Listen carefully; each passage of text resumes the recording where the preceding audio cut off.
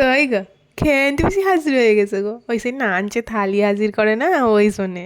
তো আজকের আরও একটা নানচের থালি হাজির করেছে, তোমাদের বেশ ভাল লাগবে, একবার দেখো কিন্তু।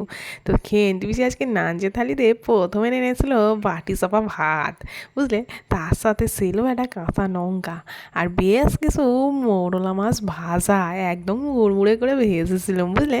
আর ছিল সেই খোসটা বড়া গো, খোসটা। এই দেশের রান্নাবান্না আমি অনেক শিখে গেছি। কেন কী বলো তো? তো এখানে থাকতে হবে না, শিখলে চলবে বলো তো?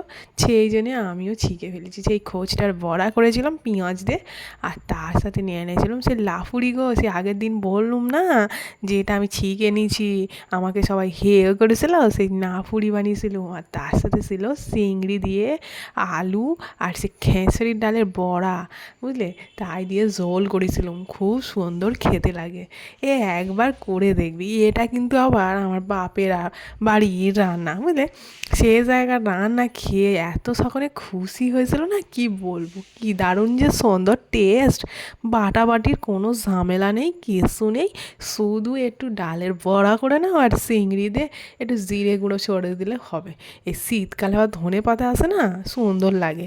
তো আজকের এই মেনুটা সবার খুব পছন্দ হয়েছিল বাড়ির। তোমাদের কেমন লেগেছে জানিও কিন্তু। আর খোসা বড়া এই প্রথম করলাম, বুঝলে।